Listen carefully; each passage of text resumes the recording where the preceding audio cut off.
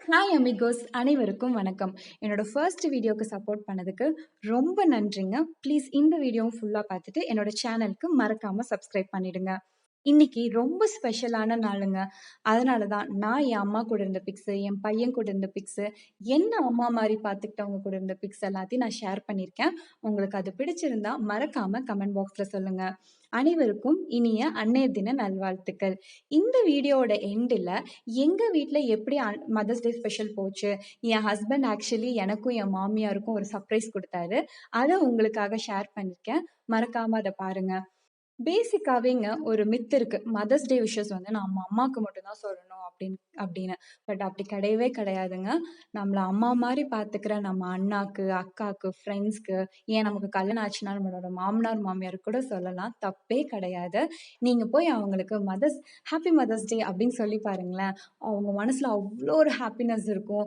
Because நம்ம அவங்கள ஒரு அம்மா மாதிரி ட்ரீட் பண்றோம் அப்படிங்கிறது அவங்களுக்கு ஒரு ஃபீல் இருக்கே.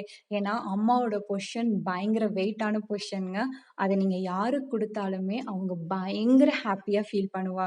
ஸோ மறக்காம நீங்க உங்களை யாரெல்லாம் நல்லா டேக் கேர் பண்ணிக்கிறாங்களோ அவங்களுக்கு மறக்காம மதர்ஸ் டே விஷஸ் சொல்லிடுங்க. இன்னொன்னு இருக்கு. நம்ம ஒரு குழந்தை பெத்தாதான் நம்ம அம்மான்லாம் கிடையாதுங்க. நம்ம இன்னொருத்தங்களை வந்து கண்ணும் கருத்துமா நம்ம அம்மா கொடுக்குற லவ் அண்ட் சப்போர்ட் மாதிரியே நம்மளும் இன்னொருத்தவங்களுக்கு வந்து லவ் அண்ட் சப்போர்ட்டோட பாக்குறோம்னு வச்சுக்கோங்களேன். நம்மளும் அந்த ஒரு பர்சனுக்கு அம்மா தான். ஒரு எக்ஸாம்பிளுக்கு ஒரு பையனை எடுத்துக்கலாம். இப்ப அந்த பையன் வந்து தன்னோட கேர்ள் ஃப்ரெண்டை பயங்கரமா வந்து லவ் சப்போர்ட் எல்லாமே கொடுக்குறான்னு வச்சுக்கோங்களேன். அந்த பொண்ணுக்கு அந்த பையனை பார்க்கும்போது ஒரு அம்மாவா தான் தெரிவாங்க. ஸோ மதர்ஸ் டே விஷஸ் வந்து நம்ம யாரையெல்லாம் டேக் கேர் பண்ணிக்கிறோமோ, இல்லை நம்மளை யாரெல்லாம் வந்து சூப்பரா பார்த்துக்கிறாங்களோ மறக்காம அவங்களுக்கு மதர்ஸ் டே விஷஸ் சொல்லிடுங்க. ஜென்ரலாவே நம்ம அம்மா கிட்ட கத்துக்க வேண்டிய விஷயங்கள் நிறைய இருக்குங்க. அவங்க பாத்தீங்கன்னா மறைமுகமா அதை நமக்கு எப்படியோ சொல்லிடுவாங்க. சில லெசன்ஸ் எல்லாம் வந்து அதுல சில லெசன்ஸ் எல்லாம் சொல்றேன். இப்போ நீங்க அவங்கள எவ்வளவு வேணா பாராட்டி பாருங்களேன். அவங்க அதையெல்லாம் மண்டைக்குள்ளேயே ஏத்திக்க மாட்டாங்க. சரி போடி அப்படின்னு சொல்லிட்டு ஒரு சின்னதா ஸ்மைல் பண்ணிட்டு அவங்க பாட்டுக்கு அவங்க வேலையை பார்க்க போயிடுவாங்க. இல்ல நம்ம வந்து அவங்க நம்ம மேல பயங்கரமா கோச்சுக்கிட்டாங்க, இல்ல நம்ம அப்பா மேல கோச்சுக்கிட்டான்னு வச்சுக்கோங்களேன்.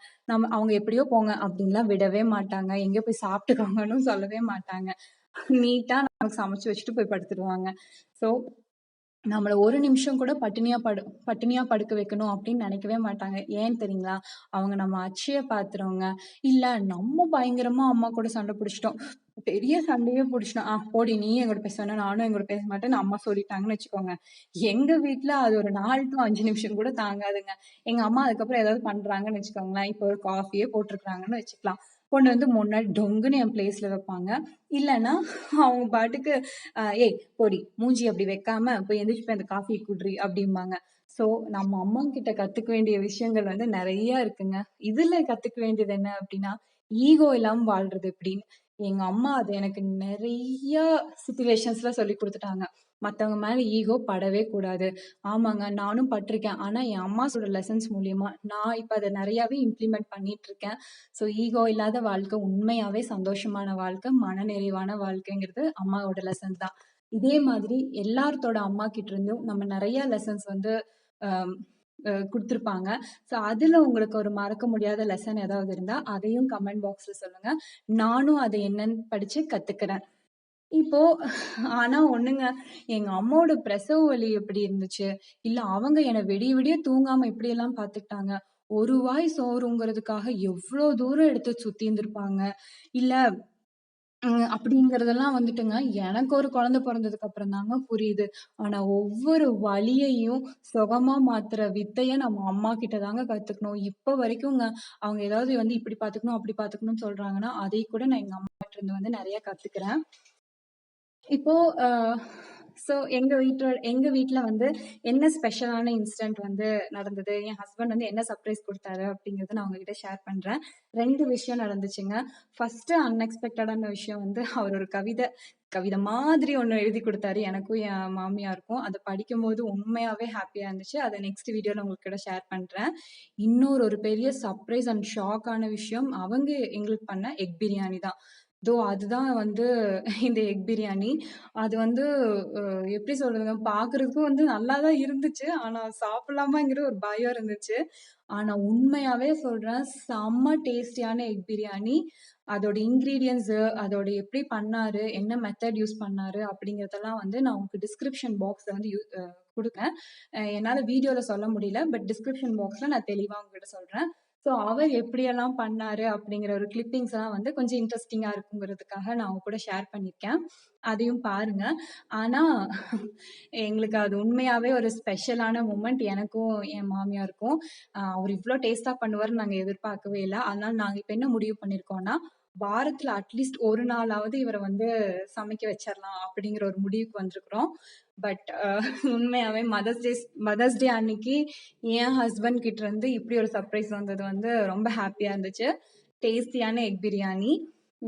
நானு, என் மாமியார், என் பையன் எல்லாருமே சாப்பிட்டோம். என் பையன்லாம் இன்னும் கொஞ்சம் சேர்த்தியே சாப்பிட்டான். அது வரை ரொம்ப சந்தோஷமா இருந்துச்சு எனக்கு.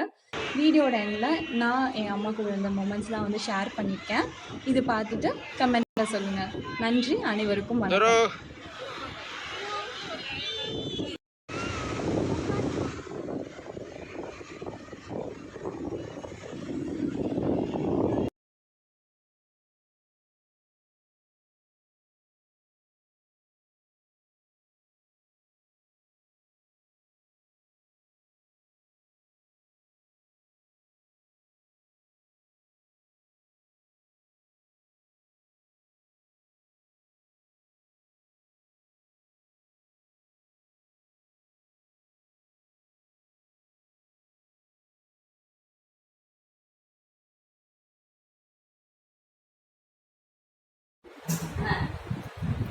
நீ எதுவும் அப்படி நினைக்கல. வெளியே போறானே, வெளியே போறானே.